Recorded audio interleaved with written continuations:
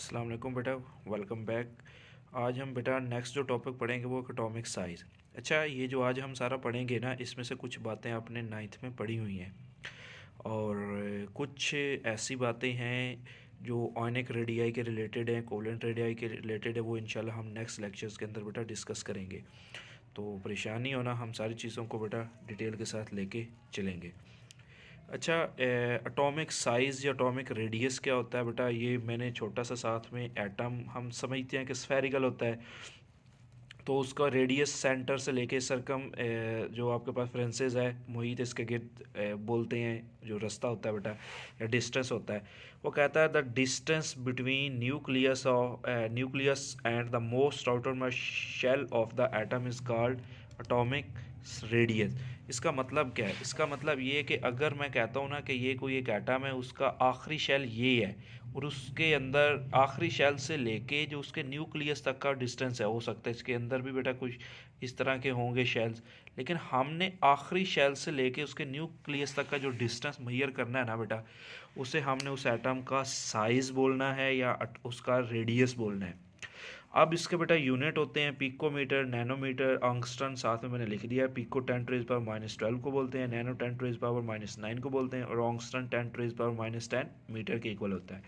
Example मैं आपको दे देता हूँ कि हाइड्रोजन एटम का जो रेडियस होता है या हाइड्रोजन एटम का जो साइज़ होता है वो 37.7 पिकोमीटर होता है। अब ये चीज़ आपने नाइन्थ में नहीं देखी थी कि मेजरमेंट्स के हम ये साइज़ निकालते कैसे हैं। हम ये दो डिवाइसेस का इस्तेमाल करके, एक तो स्पेक्ट्रोमीटर, दूसरा एक्सरेज का इस्तेमाल करके हम किसी भी एटम का साइज़ मेजर करते हैं। अच्छा, जो नेक्स्ट इस टॉपिक में शॉर्ट क्वेश्चन है ना, वो इस चैप्टर कह सकते हैं इस टॉपिक में सबसे ज़्यादा बोर्ड में आने वाला है। देखें, अब ये फर्स्ट ईयर बड़ी क्लास है, इसके अंदर बेटा वो क्वेश्चंस अहम है जो आपने छोटी क्लासेस में नहीं पढ़े, मींस नाइन्थ में नहीं पढ़े। अब वो शॉर्ट क्वेश्चन क्या है बेटा? वो कहता है atomic size of an atom can not be measured accurately या प्रिसाइजली। वाई? क्यों? वो कहता है कि एक एटम का साइज़ हम एक्यूरेट क्यों नहीं मेजर कर सकते। अब उसका आंसर बेटा नाइन्थ में थोड़ा सा लिखा था, खैर हम उसको मज़ीद डिस्कस करते हैं। अच्छा, यहाँ एक ना छोटा सा मैंने एटम ड्रा करने की कोशिश की है, बीच में मैंने पॉजिटिव न्यूक्लियस ड्रा कर दिया है। वो कहता है कि ऐसा कभी भी नहीं होता कि हम समझते हैं कि न्यूक्लियस के गिर्द इस तरह से एक दायरे होंगे, फिक्स दायरे जिनमें इलेक्ट्रॉन्स घूम रहा होता है, ऐसा कभी भी नहीं होता आपके पास। वो कहता है कि हमेशा इलेक्ट्रॉन्स इस तरह से ना गिर्द जुर्मट बना के घूम रहे होते हैं।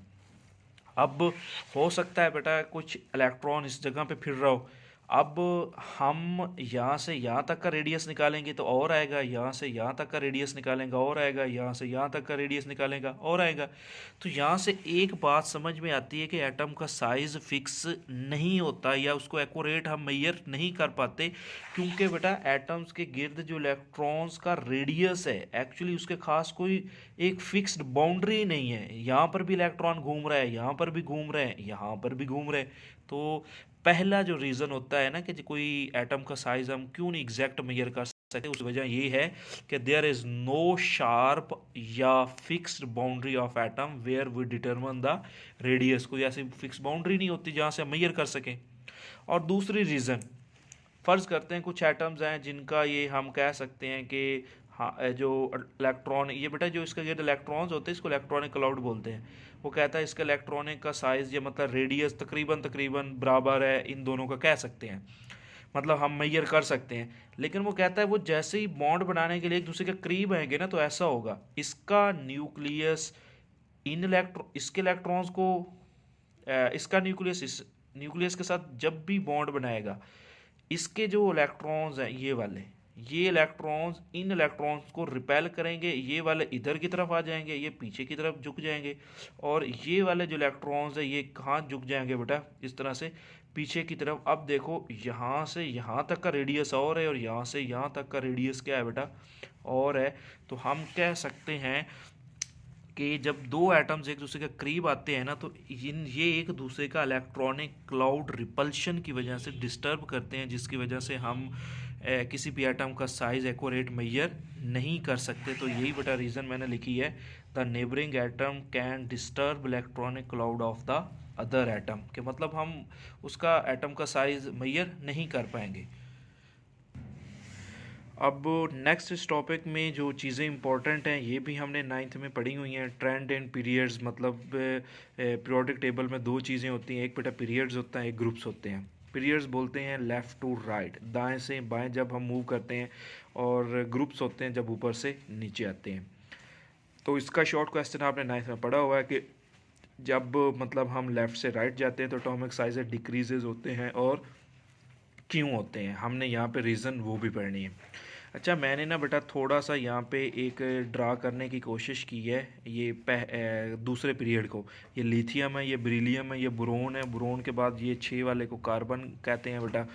तो अब लिथियम का स्ट्रक्चर मैंने थोड़ा सा बड़ा ड्रा किया है, ये उससे थोड़ा सा छोटा ड्रा किया है, ये उससे छोटा और ये उससे छोटा, ताकि आपको एक रट्टा लग जाए कि हम पीरियड्स में जब लेफ़्ट से राइट जाते हैं तो एटॉमिक साइजेज डिक्रीज़ होते हैं। अब क्यों होते हैं वो रीज़न हमें स्ट्रक्चर से बेटा समझ में आ जाएगा, फिर हम नीचे भी पढ़ लेंगे। ये देखिए बेटा, इसमें 3 इलेक्ट्रॉन है। 3 इलेक्ट्रॉन होने का मतलब है इसके पास 3 ही प्रोटॉन होंगे, मतलब पॉजिटिव चार्ज। इसका 4 का मतलब इसके 4 प्रोटॉन होंगे, इसके पास 5 होंगे, इसके पास 6 प्रोटॉन होंगे। अच्छा, वो कहता है लेफ़्ट टू राइट। हम एक बात और देखें, ज़रा गौर कीजिएगा, ये बीच वाला शेल जो है वो सबका सेम है, मतलब 2 शेल्स हैं, 1 2 1 2 1 2 1 2। तो शेल्स कितने हैं? 2 हैं। कहता है जब लेफ़्ट से राइट जाते हैं तो नंबर ऑफ़ शेल्स चेंज नहीं होते, जिसकी वजह से एटॉमिक साइज डिक्रीज़ होता है। क्यों होता है वो दूसरे पॉइंट से समझ आता है। बेटा यहाँ 3 इलेक्ट्रॉन 3 प्रोटॉन का मतलब है कि 3 नेगेटिव चार्ज को 3 पॉजिटिव चार्ज खींच रहा है। यहाँ 4 नेगेटिव चार्ज को 4 पॉजिटिव चार्ज खींच रहा है।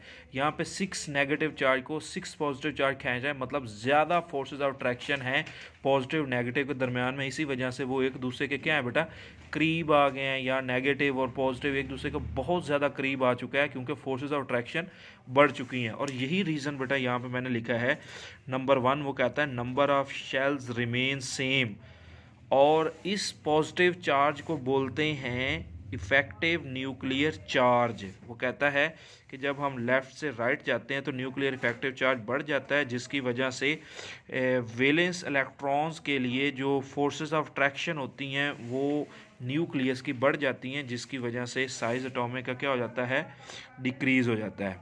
तो हमें पता चल गया कि इन दो वजूहात की वजह से जब ऊपर से लेफ़्ट से राइट जाते हैं पीरियड्स के अंदर तो एटॉमिक साइजेस कम होते हैं।